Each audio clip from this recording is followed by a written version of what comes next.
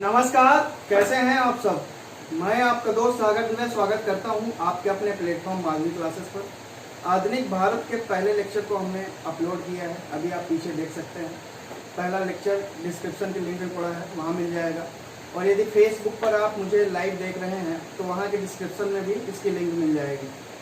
चलिए आज स्टार्ट कर रहे हैं आधुनिक भारत के चैप्टर नंबर 2 दूसरे भाग की, जिसमें हमने मुगल सत्ता के पतन को देखा था और मुगल सत्ता के राजनीतिक पतन को हमने देख लिया था, जिसपे हमने मुगल सत्ता के राजनीतिक पतन में उसके अयोग्य उत्तराधिकारी से लेके मराठाओं तक का संघर्ष देख लिया था कि किस प्रकार मराठाओं ने भी मुगल सत्ता के पतन में अपनी महती भूमिका अदा की।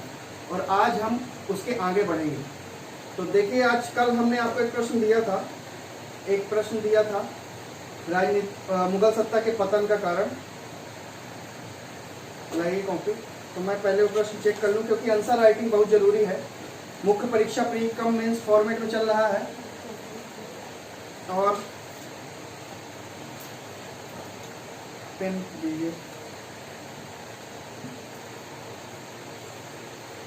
कल का मेरा क्वेश्चन था, मुगल सत्ता के विनाश की आधारशिला स्वयं औरंगजेब के उत्तर अधिकारियों ने निर्मित की, इस कथन की पुष्टि 200 शब्दों में करने का था। यह प्रश्न था आपके लिए, क्योंकि पहला टॉपिक कल हमने पढ़ा था और यदि आपने पहला वीडियो नहीं देखा है तो उसको देख लीजिएगा।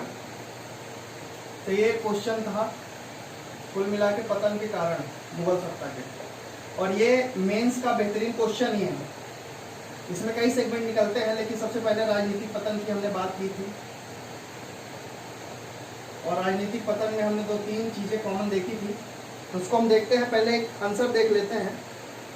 इसका आंसर आपने लिखा है, जहीरुद्दीन बाबर द्वारा मुगल सत्ता की स्थापना के पश्चात उसके योग्य उत्तराधिकारी द्वारा सत्ता सदृढ़ रूप से चल रही थी, किंतु औरंगजेब के शासनकाल के बाद ही उसके अयोग्य उत्तराधिकारियों का शासनकाल शुरू हुआ। यहीं से मुगल सत्ता के पतन की शुरुआत हुई। इस कथन की पुष्टि निम्नलिखित कारणों से की जा सकती है। पहला, कमजोर शासकों को शासन व्यवस्था सम्राट के व्यक्तित्व पर अधिक निर्भर थी। इस कारण से आंतरिक और बाह्य चुनौतियों को सामना नहीं कर सके। ठीक है, पहला रीजन आपने दिया है। मुगल सत्ता के पतन के कारण में देखिए इन्होंने डायग्राम बनाया है, आप डायग्राम देख सकते हैं। ऐसा डायग्राम आपको भी यूज करना है स्टेट पीसीएस एग्जाम में। जैसे आप मध्य प्रदेश राज्य लोक सेवा आयोग का देखेंगे जो मुख्य परीक्षा दे रहे हैं, तो इस प्रकार का डायग्राम आपको बनाना है। इससे आंसर में वैरायटी आती है। इसमें मुगल सत्ता के पतन में इन्होंने व्यवस्थाओं का केंद्रीकृत होना पहला रीजन लिया है, साम्राज्य का बड़ा आकार यानी बृहद आकार, मुगल अभिजात वर्ग का पतन, दरबार की गुटबंदी, उत्तराधिकार का त्रुटिपूर्ण नियम और मराठों का उदय। इसको इन्होंने साम्राज्य बृहद करने के लोभ में विजयी क्षेत्रों में प्रशासनिक व्यवस्था कमजोर होती गई और इससे जो मुगल आमिर हुए उन्होंने षड्यंत्र रचा। इसके बाद तीसरा लिखा है आपने, मुगल अभिजात वर्ग के पतन के बाद जो उत्तराधिकारी आए उनमें अनेक पूर्वजों जैसा साहसिक चरित्र नहीं था। बिल्कुल सही बात है, क्योंकि जब बाबर आता है तो श्रेष्ठ सत्ता रहती है उसकी, है ना। उसके अंदर साहसिक गुण होते हैं, साहसिक चरित्र होता है, लेकिन ऐसा फिर औरंगजेब के बाद आप पाएंगे नहीं। अत्यधिक धन विलास, अवकाश, असाधारण जीवन शैली, विलासिता प्रदर्शन जैसी खराब आदतों के कारण उनका पतन हो गया। ये भी सही है। औरंगजेब के अंतिम दिनों में उमरा वर्ग का प्रभावशाली गुटों बढ़ गए, जो कभी कभी सम्राट के निर्देशों का पालन करते थे, अब सम्राट को निर्देश देने लगे थे।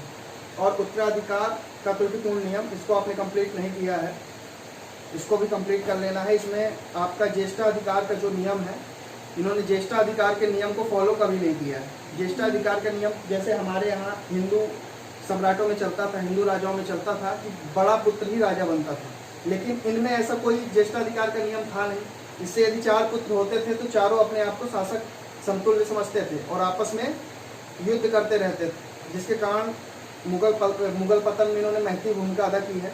ये आप देखेंगे। ठीक है, आपका आंसर बढ़िया है और इस आंसर का ही थोड़ा सा हम एक बार देख लेते हैं, फिर उसके बाद चैप्टर को आगे बढ़ाते हैं। आंसर राइटिंग साथ में करनी है। देखिए, राजनीतिक पतन में इस तरह का जो क्वेश्चन आता है राजनीतिक पतन में, देखिए जो आपका इंट्रोडक्शन रहेगा, इंट्रोडक्शन थोड़ा डायनामिक होना चाहिए, साधारण शब्दों का प्रयोग नहीं होना चाहिए। वहां आप शुरू कर सकते हैं कि जहीरुद्दीन, इसको आप थोड़ा सा नोट डाउन कहीं पे कर लीजिए केवल फॉर्मेट के लिए। जहीरुद्दीन बाबर द्वारा 1526 में स्थापित सत्ता का सुव्यवस्थित स्वरूप औरंगजेब काल तक रहा और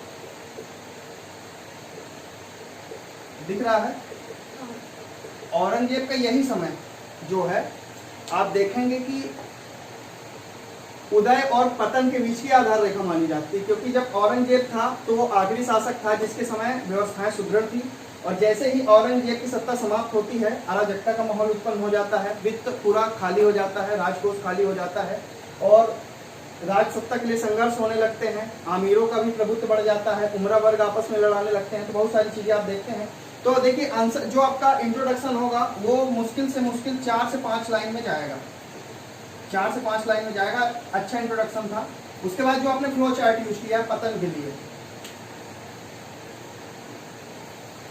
ये अपने आप में क्वेश्चन है ना, ये क्वेश्चन आपसे पूछा जाएगा मेंस में, हर स्टेट पीसीएस में आएगा, मुगल सत्ता के पतन के कारण। और ये तो केवल राजनीतिक पतन है, फिर भी देखिए जैसे पतन के कारण है,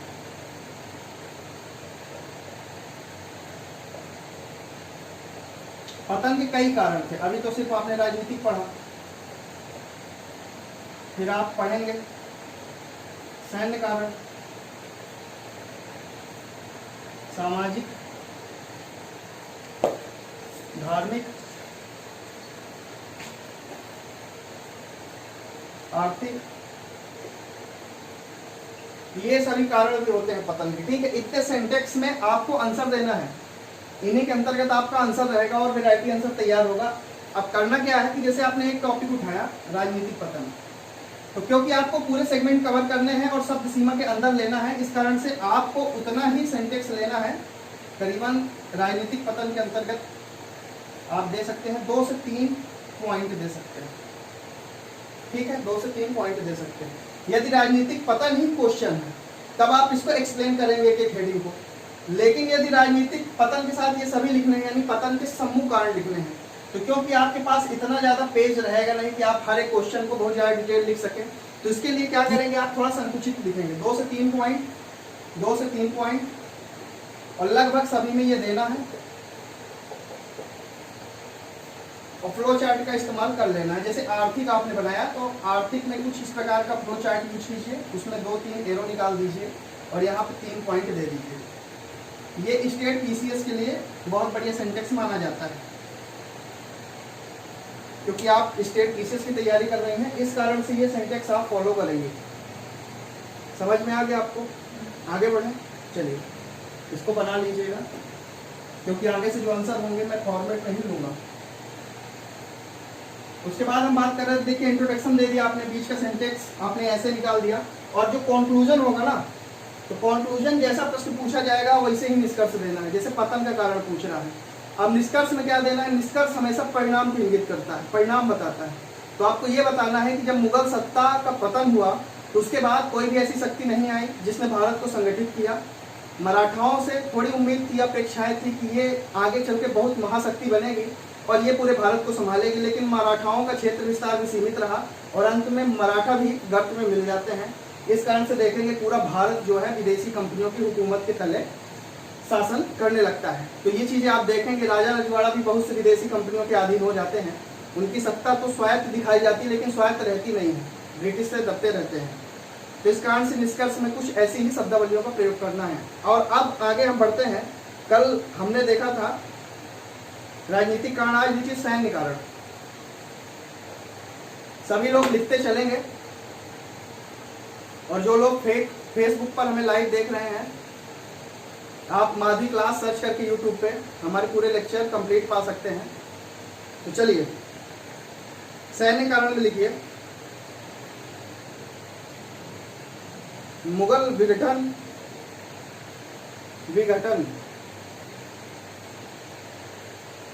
का एक अन्य कारण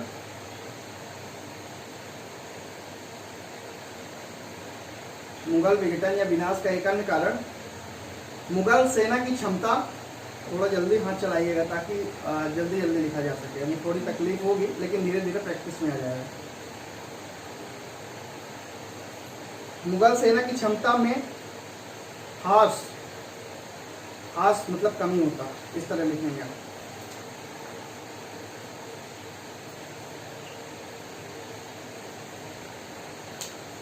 हास मतलब नुकसान होना, कमी होना, ठीक है। क्योंकि आप थोड़ा जब आपका जैसा सब्जेक्ट रहेगा वैसी लैंग्वेज आप यूज करेंगे, ठीक है। आपको टेक्निकल लैंग्वेज ही यूज करनी है आंसर में वैरायटी लाने के लिए। समझाने के लिए मैं सिंपल लैंग्वेज रखूंगा, लेकिन जो आप आंसर राइटिंग में डालेंगे वो टेक्निकल होगा, क्योंकि मार्क्स जो मिलते हैं आपके टेक्निकल लैंग्वेज में ज़्यादा मिलते हैं, ठीक है। इस कारण से और मनोबल में कमी थी। जो समझ में ना आए पूछते रहिएगा, है ना। मुगल साम्राज्य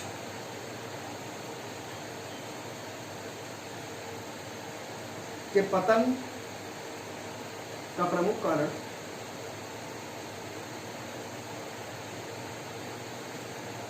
सेना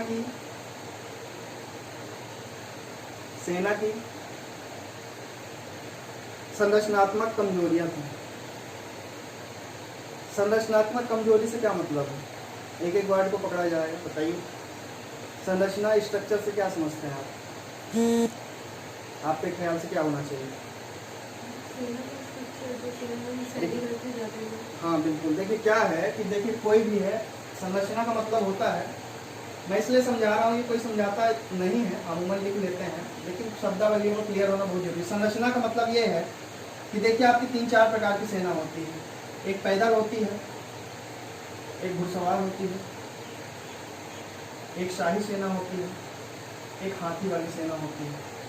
तो ये क्या है कि इनके कुछ रूल रेगुलेशन थे, नियम कायदे थे। लेकिन जैसे ही औरंगजेब का पतन होता है ना, ये सब आपस में मिक्स हो जाते हैं, इनका कोई व्यवस्थित तंत्र रहता नहीं है ना। अव्यवस्थित सेना लड़ती रहती है, कोई संरचना नहीं है कि कितने पैदल सैनिक होंगे उसमें, कितने घुड़सवार सैनिक होंगे, कितने हाथी जाएंगे, कितने तीरंदाज जाएंगे, कितनी तोपें इस्तेमाल होंगी। तो ये क्या है, पूरी संरचना का अंग था। जब मुगल सत्ता में बाबर का शासन देखते हैं आप, तो बहुत बेहतरीन व्यवस्था लाते हैं वो, है ना। सामने तोपची लाते हैं, पीछे तीरंदाज लाते हैं, फिर घुड़सवार लाते हैं, फिर अपने लोकल सैनिक लाते हैं, है ना, स्थानीय सैनिकों को लाते हैं। लेकिन जैसे ही औरंगजेब के बाद आप देखेंगे कि सैनिक सत्ता भी इनकी, यानी सैन्य क्षमता भी इनकी कमजोर होती जाती है, क्योंकि ये ध्यान देते नहीं है। सैन्य प्रशासन भी अपना मनमाने ढंग से चलता रहता है। इस कारण से संरचनात्मक कमजोरी इसके पतन का एक प्रमुख कारण है। आगे लिखिए। अनुशासन की कमी के कारण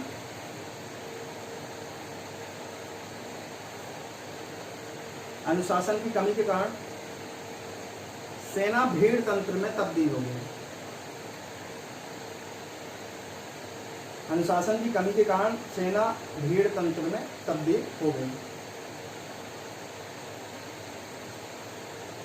अब देखिए सैनिकों का जो अभ्यास था, हाँ, सैनिकों को न तो आप फिर अभ्यास करवाते थे। जब बाबर औरंगजेब तक का जो टाइम ड्यूरेशन था, तो वहाँ डेली प्रशिक्षण होता था, प्रतिदिन सैनिक क्षमता को परखा जाता था। लेकिन इसके बाद देखिए मात्र किराए के, आप देख सकते हैं किराए के सैनिक टाइप के रह गए, है ना। कभी कभार जब युद्ध होता था तभी अचानक से दौड़ा दिए जाते थे। इनका प्रशिक्षण नहीं होता था, इन पे ध्यान नहीं दिया जाता था। कोई भी अनुशासनहीनता होती थी, कोई भी सैनिक, है ना, आलसीपन में जाता था या कुछ गलत काम करता था, उसको दंड की व्यवस्था नहीं थी। इस कारण से क्या है, सेना में अनुशासन की कमी हो गई, जिससे अराजकता का माहौल उत्पन्न हो जाता है। और बाद में सेना के बहुत से जो आप देखेंगे किरदार रहेंगे, विदेशी कंपनियों से हाथ मिला लेते हैं, क्योंकि इनके ऊपर कोई कड़ा नियंत्रण रहता नहीं। दंड का भी आप देखेंगे कोई इनके भय नहीं रहता मन में कि मुझे सजा मिलनी है। ये सब चीजें संरचनात्मक कमजोरी में ही आती हैं। तो इसमें लिख लीजिए, सैन्य अपराधों के लिए कोई नियमित सजा नहीं थी। थोड़ा एक काम करिए, पॉइंट वाइज इसको लिखना स्टार्ट कीजिए, एरो बना के साइड से, मतलब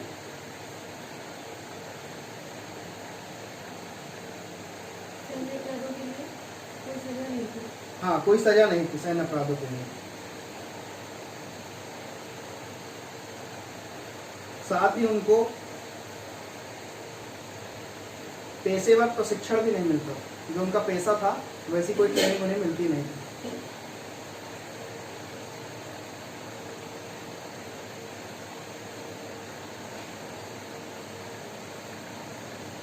ठीक है। अब देखिए, लिखिए, औरंगजेब द्वारा भी औरंगजेब द्वारा भी राजद्रोह, कायरता, युद्ध के समय कर्तव्य की उपेक्षा, युद्ध के समय कर्तव्य की उपेक्षा,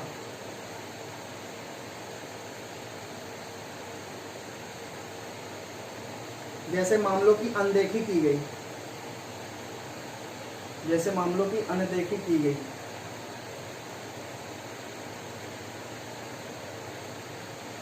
इसके अतिरिक्त इनके हथियार और युद्ध प्रणाली के तरीके भी परंपरागत थे।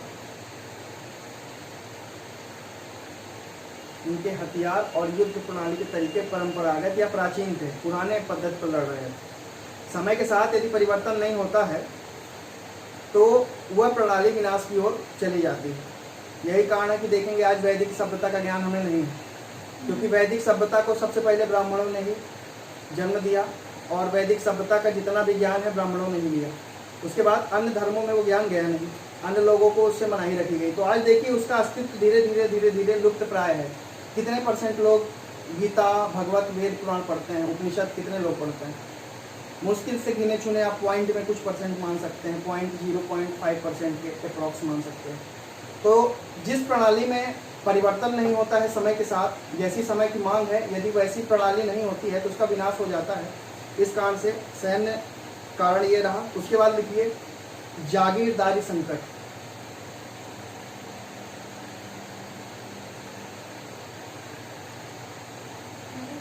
जागीरदारी संकट, जागीरदार का मतलब होता था कि पहले पेमेंट की व्यवस्था थी नहीं, वेतन की व्यवस्था थी नहीं, तो राजा क्या करते थे, जो सैनिक रहते थे उन्हें पेमेंट के रूप में जमीन दे दिया करते थे, उन्हें जागीर बोलते थे।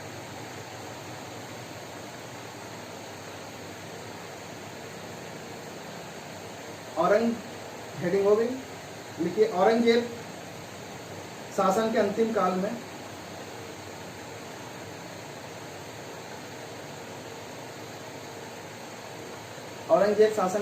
में प्रशासनिक व्यय को पूरा करने के लिए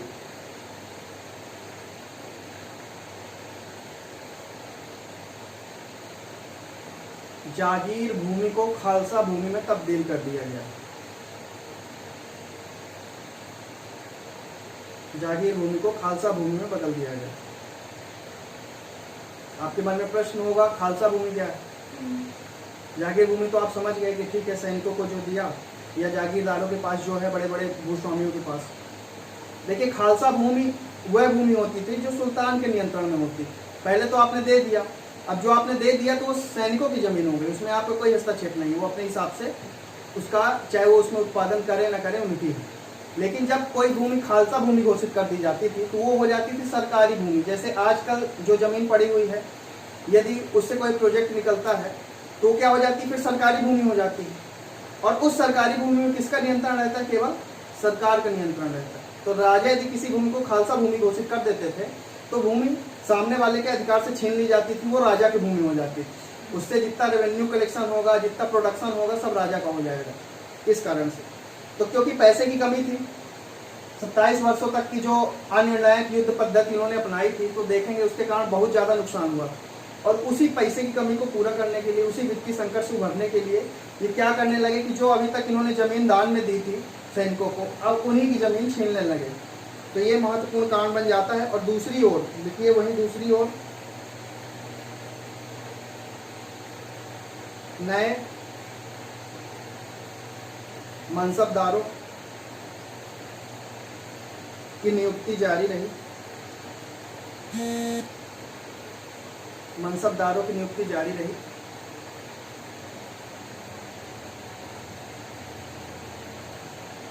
जिससे विरोधाभास की स्थिति उत्पन्न हो गई। मनसबदार भी आपके मन में प्रश्न आ ही रहा होगा। देखिए क्या होता था कि पहले मनसब होते थे, जैसे 4-5 गांव को मिला दिया जाए तो एक मनसब होता था। आप इस संदर्भ में समझ सकते हैं। तो पहले आप देखते थे कि जैसे जहांगीर के दरबार में कई लोग आते हैं, उन्हें मनसब प्रदान किया जाता है ना।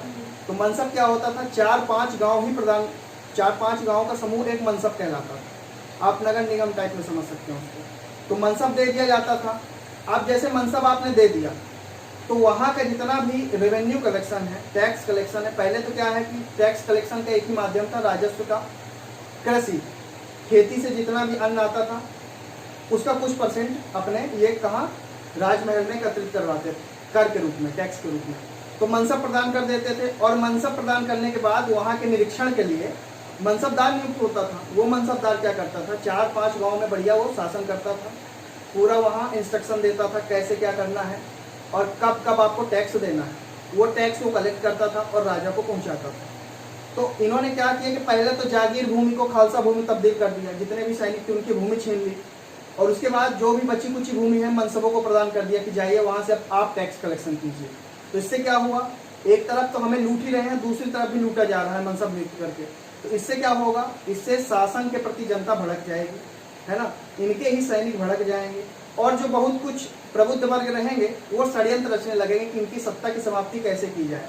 इसी में फिर आप देखेंगे कि ये मराठाओं से हाथ मिलाते हैं, जाट राजाओं को आमंत्रित करते हैं, विदेशी कंपनियों को आमंत्रित करते हैं, राजपूतों को आमंत्रित करते हैं कि आप आए यहाँ सत्ता स्थापित करें। तो यही सब कारण है इनकी। औरंगजेब की जितनी नीतियाँ थी तो उसमें से अधिकांश नीतियाँ जो है अराजकता का माहौल उत्पन्न कर रही थी, क्योंकि जो नीति की स्थापना इसके पूर्वज कर गए थे कि आपको हिंदुओं के प्रति सहिष्णु रहना है ना, सहिष्णुता मैंने आपको बताया था कि नहीं बताया था। देखिए धार्मिक सहिष्णुता वर्ड सुनते हैं आप अक्सर, सहिष्णुता ये जान लीजिए, सहिष्णु का मतलब होता है आदर करना, ठीक है। अब मान लीजिए धार्मिक सहिष्णु, धार्मिक सहिष्णुता ये वर्ड एग्जैक्ट यूज होता है, तो इसका मतलब होता है दूसरे के धर्म का उतना ही आदर करना जितने अपने धर्म का आदर करते हैं, ठीक है। तो बाबर के बाद के जो शासक थे उन्होंने क्या किया कि हिंदू धर्म को भी उन्होंने संरक्षण दिया।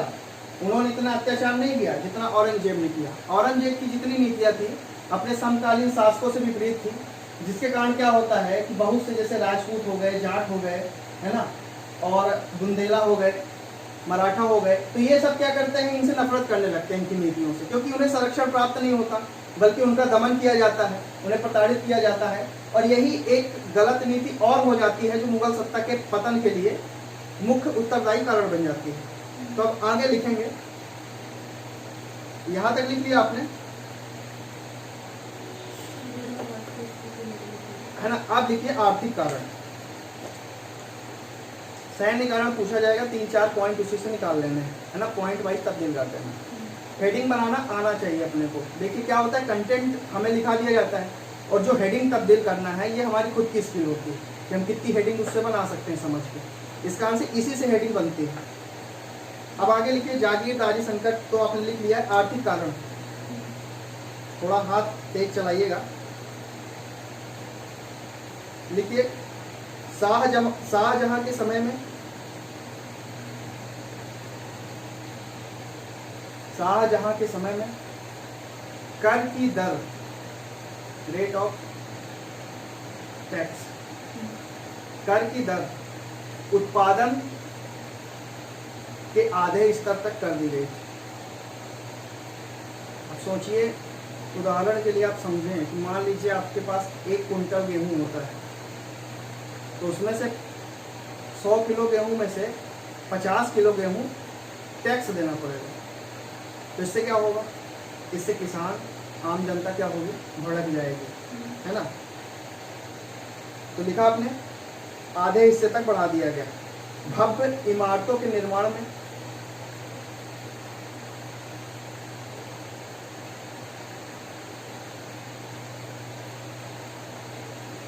शाहजहां द्वारा किए गए खर्च से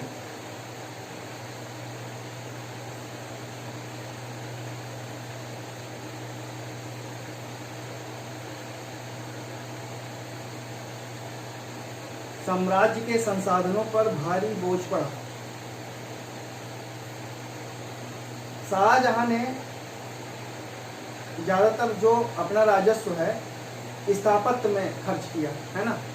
उसने सैन्य क्षमता को मजबूत करने में उतना ध्यान देने की अपेक्षा, आप देखेंगे शाहजहां का जो टाइम ड्यूरेशन रहता है तो वो बहुत ज़्यादा क्षेत्र जीतते नहीं हैं, बहुत ज़्यादा आक्रमण ये युद्ध करते नहीं हैं। वो जितना अपना क्षेत्र है उसको सुरक्षित रखते हैं और बहुत सारी भव्य इमारतों का निर्माण करवाते हैं। इस कारण से जितने भी ये किले बनवाएंगे उसमें बहुत ज़्यादा धन खर्च होता है, जिसके कारण आम जनता त्रस्त होती है। तो आपने ये लिखा, औरंगजेब के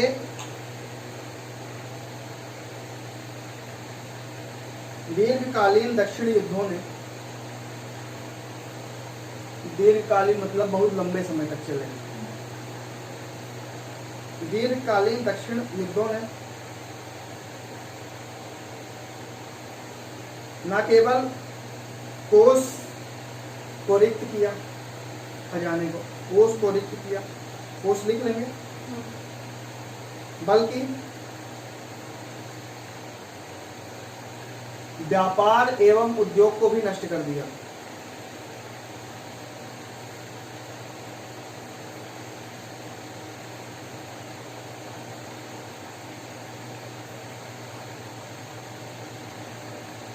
औरंगजेब की मृत्यु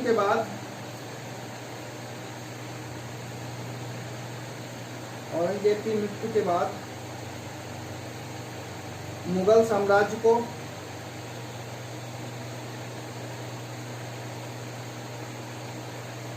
वित्तीय दिवालियापन का सामना करना पड़ा।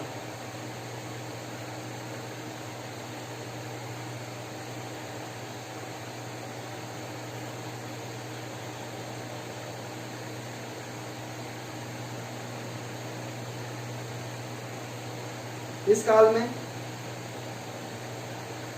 टैक्स फार्मिंग की प्रणाली,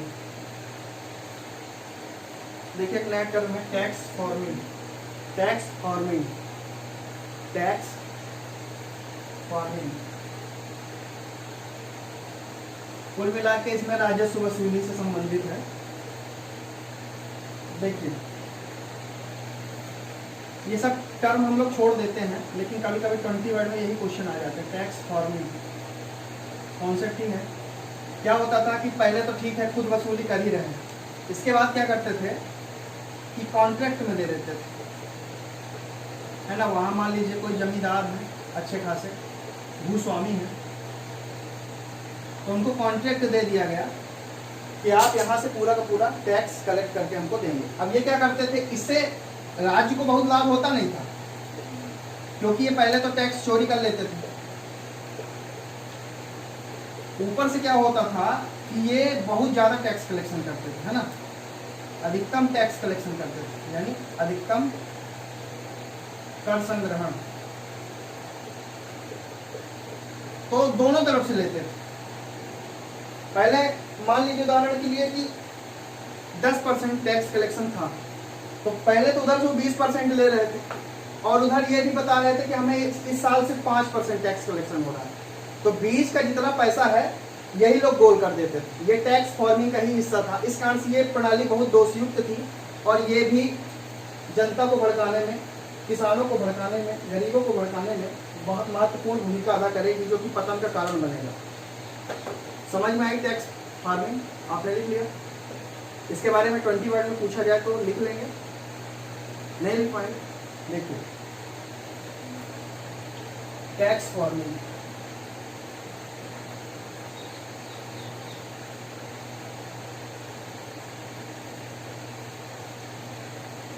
इसके अंतर्गत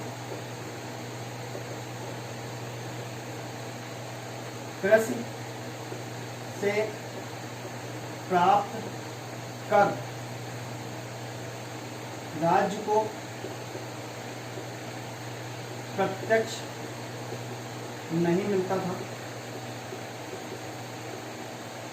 बल्कि इसके लिए शासक कुछ स्थानीय लोगों को यह जिम्मेदारी देते थे। समझ आ रहा है? लिख लीजिएगा इसको। जिम्मेदारी देते थे कि वो राजस्व वसूली करके दें। जैसे मैं शासक हूँ, उदाहरण के लिए बता रहा हूँ, मैं शासक हूँ। अब मान लीजिए पूरा खेत अपना है, ठीक, ये खेत मतलब किसी का है और वो उसमें खेती करता है। उससे हमें टैक्स लेना है। तो मैंने आपको बोला कि आप टैक्स उगाही करके हमको दीजिए, ठीक है। तो आपने पूछा कितना देना है टैक्स उगाही करके, तो मैंने बोला कि इससे क्या करना है 10% लेना है, जितना भी इसका प्रोडक्शन हो जाए उसका 10%। मतलब यदि इसके पास 100 किलो होता है तो आपको 10 किलो हमें पहुंचाना है। अब आपने हमसे कॉन्ट्रैक्ट कर लिया, करार हो गया, ठीक है, कि हम 1 साल में इतना आपसे लेंगे। आपने भी उधर कॉन्ट्रैक्ट कर लिया कि हम इतना लेंगे। अब आपने उधर अपनी दर निर्धारित कर दी कि शासक का आदेश है कि आपसे 50% लिया जाए।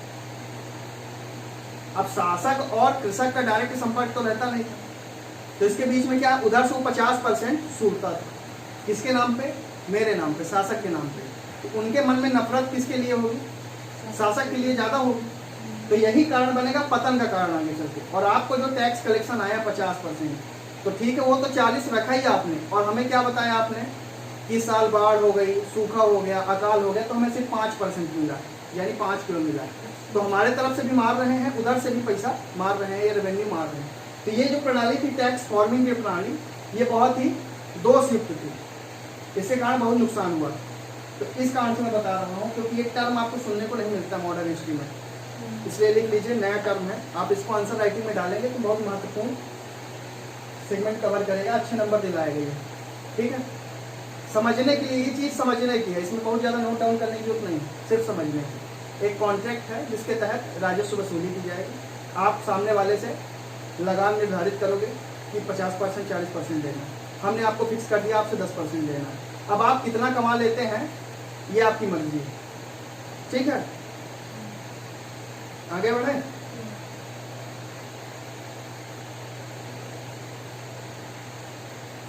अब टैक्स फॉर्मिंग प्रणाली का सहारा लिया जाता था, है ना।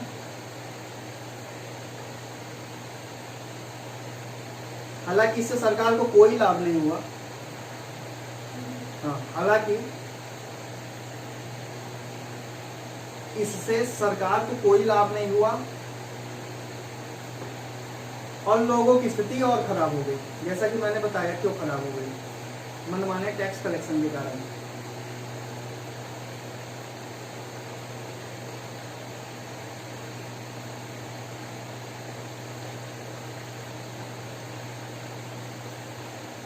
ठीक है।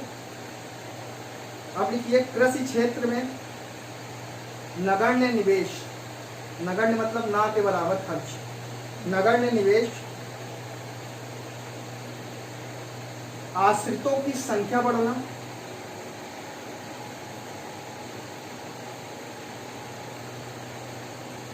भू राजस्व दरों में बढ़ोतरी होना,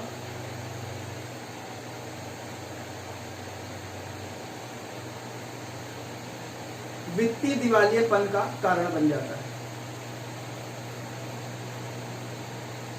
अब आप निकाल लेंगे इसमें 5-6 पॉइंट, आराम से निकाल लेंगे। देखिए पॉइंट आपको अपने से ही निकाल रहे हैं, है ना। कॉन्सेप्ट को हम समझते हैं और जो भी पॉइंट निकलते हैं, ऐसा नहीं है कि इसमें बहुत ज़्यादा आपको कुछ करना है। जो आपने कॉन्सेप्ट समझा है उसी को पॉइंट बाई पॉइंट तब्दील कर देना। अब ये आपके पास कुछ वर्ड का कलेक्शन होना चाहिए। जैसे इसमें हमने देखा आर्थिक कारण है, अब हम देखते हैं ये फॉर्मिंग मिल गई हमको, टैक्स फॉर्मिंग। एक आर्थिक कारण में टैक्स फॉर्मिंग मिल गई, दूसरी राजस्व में बढ़ोतरी मिल गई, है ना। तीसरी फसल की बर्बादी, आप देखेंगे तीसरा हेडिंग निकाल लेंगे। इसमें क्या होता था, जब इनके सैनिक जाते थे तो लहराती हुई फसलों को खोलते हुए चले जाते थे। इससे क्या होगा कि किसान अवरुद्ध हो जाएंगे, किसान दुखी हो जाएंगे। अब वो क्या करेंगे, खेती करना ही छोड़ देंगे और लूट मार करने लगेंगे। इससे क्या होगा, अब जब खेती नहीं होगी तो टैक्स नहीं मिलेगा, और टैक्स नहीं मिलेगा तो हमारा जो वित्तीय संसाधन है वो घाटे की ओर जाएगा। तो यही सब कारण है जो दिवालियेपन का कारण बन जाते हैं, और पैसा ना होना ही सबसे बड़ा विनाश का कारण है, जो कि आज के समय में प्रासंगिक है। ठीक है। अब देखिए सामाजिक कारण, थोड़े थोड़े हैं, ज्यादा पॉइंट नहीं है। ये मॉडल मिडिवल हिस्ट्री में हम बहुत डिटेल में पढ़ेंगे सामाजिक कारणों को, केवल ये पृष्ठभूमि के बाद है इसलिए हम इतना ही पढ़ रहे हैं। अब देखिए सामाजिक कारण, हम जानते हैं कि हिंदुओं के ऊपर लगातार अत्याचार हो रहे थे, ना तो उनकी बात मानी जाती थी, ना ही उनके साथ न्याय होता था। इस कारण से जो हिंदू राजपूत होंगे, जाट होंगे, अन्य जो भी समुदाय होंगे, उनके मन में भी नफरत होगी मुगल सत्ता के प्रति, और कोई भी विरोधी शक्ति जो इसको चैलेंज कर सकती है तो जाहिर सी बात है अब वो उससे हाथ मिलाएंगे, या फिर ये प्रत्यक्ष विरोध करेंगे और कोई भी विदेशी सत्ता आएगी और जब जानेगी कि आपस में लड़ रहे हैं तो विपक्षी को सहयोग दे देगी। वो देखेगी कि जो अभी सबसे मजबूत है पहले उसको खत्म किया जाए और इसको हम धर दबोचेंगे। और यही विडंबना रही, इसी षड्यंत्र का शिकार हुए हम भारतीय कि विदेशी कंपनियां हमारे ऊपर शासन करती रही। ठीक है, अब लिखिए सामाजिक कारण में हिंदुओं के साथ हो रहे अत्याचार ने भी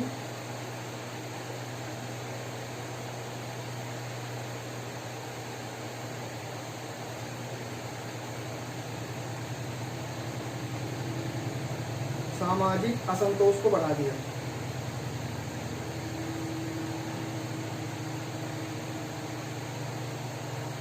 एक बार इसको चेक करिएगा, रिकॉर्डिंग हो रही है। ठीक है, चालू स्क्रीन चालू।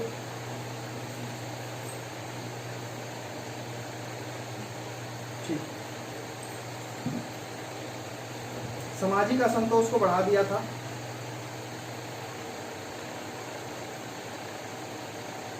धार्मिक स्वतंत्रता और सहिष्णुता, धार्मिक स्वतंत्रता और सहिष्णुता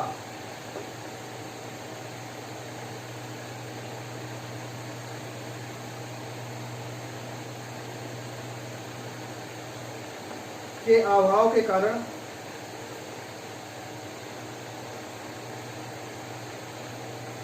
भी लोगों में रोष की भावना थी। रोष की भावना तो आप समझ गए, तंग आ गए थे, दुखी हो गए थे, क्रोध था मन में। गरीबों पर अनावश्यक कर आरोपित कर दिए गए थे।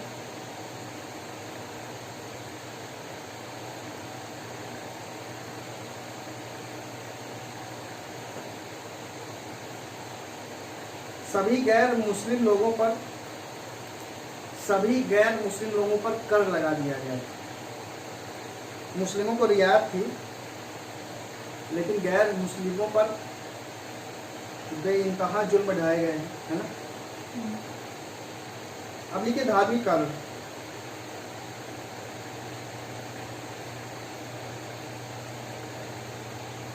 धार्मिक कारण, धार्मिक कारण, धार्मिक कारण लिखिए। औरंगजेब स्वभाव से बड़ा कट्टर था।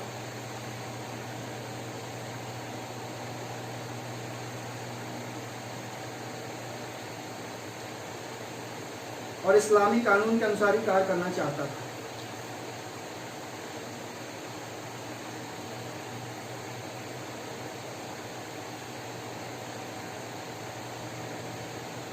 परंतु इस कानून का विकास करना चाहता था, परंतु इस कानून का विकास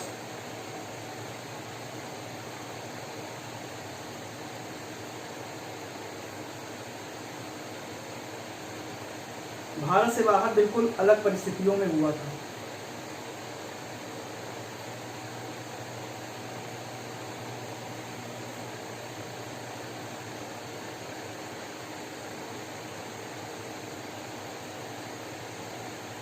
ठीक है, भारत से बाहर बिल्कुल अलग परिस्थितियों में हुआ था और यह उम्मीद नहीं की जा सकती थी कि यह भारत में भी कारगर सिद्ध होगी।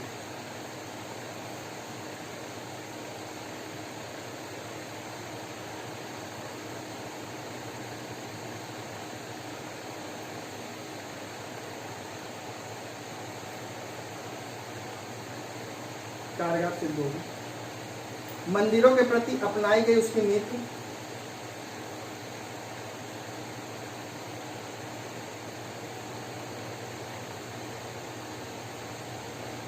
और इस्लामी कानून के आधार पर जजिया को दोबारा लागू करके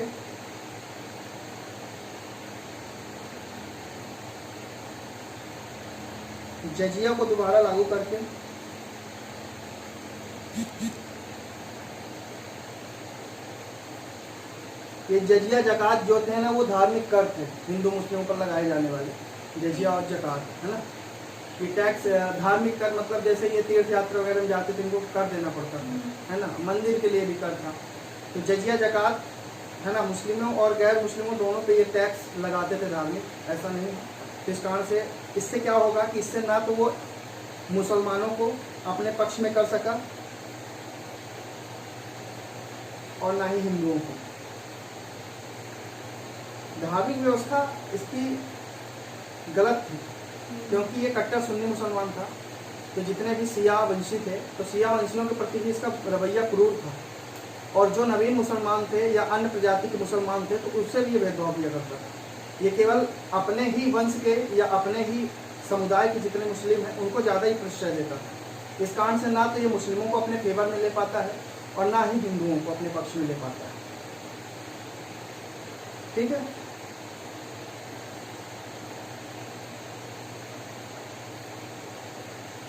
इस नीति के कारण अब नए नए दल उभर कर आएंगे, नए नए वर्ग उभर कर आएंगे। इस नीति के कारण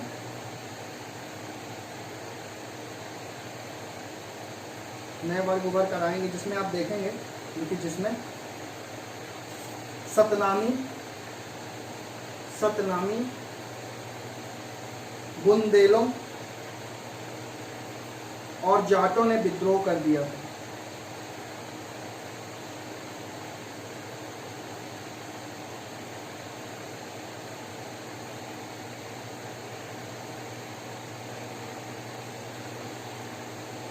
ठीक है, समझ में आया?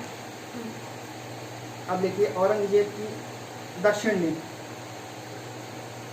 2 लाइन में ही है, क्योंकि इसके बारे में हमने समझ लिया है दक्षिण में किस प्रकार वो जाता है। दक्कन के क्षेत्र में जीतता है, गोलकुंडा बीजापुर के क्षेत्र देखता है ना, आंध्र प्रदेश कर्नाटका के क्षेत्र भी देखता है। तो इन क्षेत्रों में लगातार युद्ध की स्थिति ये क्रिएट किए रहता है या निर्मित किए रहता है। अब वहाँ युद्ध सतत चलते रहते हैं, लेकिन कोई परिणाम विशेष निकलता नहीं, 1-2 दूर भी जीतता है ना। बहुत लंबे समय तक युद्ध करने के बाद, लगभग 27 साल आप सोचें, उसने एक क्षेत्र पर लगातार युद्ध की स्थिति कायम करी रखी। उससे क्या हुआ, दक्षिण में इतना ज़्यादा इसने ध्यान दिया कि उत्तर भारत में उसका पतन शुरू हो गया। उसकी जो मुख्य सत्ता थी वो तो दिल्ली में थी। दिल्ली, उड़ीसा, बंगाल, बिहार, ये क्षेत्र इसके अधीन में थे, और वो अपनी मुख्य सत्ता छोड़कर दक्षिण में अपने पैर पसार रहा था। और दक्षिण का क्षेत्र आप देखें तो दक्षिण, पहली बात तो ये कि दक्षिण नदियों का संगम है। दक्षिण को पार कर पाना इतना आसान नहीं था कि उत्तर से जाके दक्षिण में कर पाए। और इसकी असफलता का एक प्रमुख कारण यही बनता है कि जब ये दक्षिण के क्षेत्र में अपनी सेना लेकर जाता है, जिसको कई वर्ष तो नदियों को पार करने में, पर्वतों को पार करने में लग जाते हैं, और उसके बाद जब वहाँ की जलवायु यहाँ की जलवायु से बहुत अलग है, वहाँ का रहन सहन, खाना पीना, सब कुछ जो व्यवस्थाएं यहाँ से बहुत अलग है, उसके कारण सैनिक क्षमता में फर्क पड़ता है। इसी कारण आप देखेंगे 27 साल तक युद्ध होता है, लेकिन कोई खास सफलता, कोई खास बड़ा क्षेत्र इसके हाथ में नहीं लगता है। और 27 साल एक बहुत लंबी अवधि होती है, और यही एकमात्र कारण है कि 27 साल तक लगातार सोचिए कि जितने सैनिक थे, लाखों सैनिक, उनके रसद का खर्च उठाता रहा, उनके हथियार का खर्च उठाता रहा, उनके जो कम्युनिकेशन साधन के खर्च उठाता रहा, उनकी जो भी सैन्य जरूरतें उनका भी खर्च उठाता रहा, और जो सैन्य कमजोरियाँ थी उनको दुरुस्त करने के लिए जो बाहर से सामान चाहिए उसको भी उठाता रहा। और उसके बाद भी यदि कुछ न मिला तो ये नुकसान है। लगातार हम डिफेंस पे पैसा खर्च कर रहे हैं, मान लीजिए आज के क्षेत्र में आज हम खूब पैसा खर्च कर रहे हैं, और हम चाइना को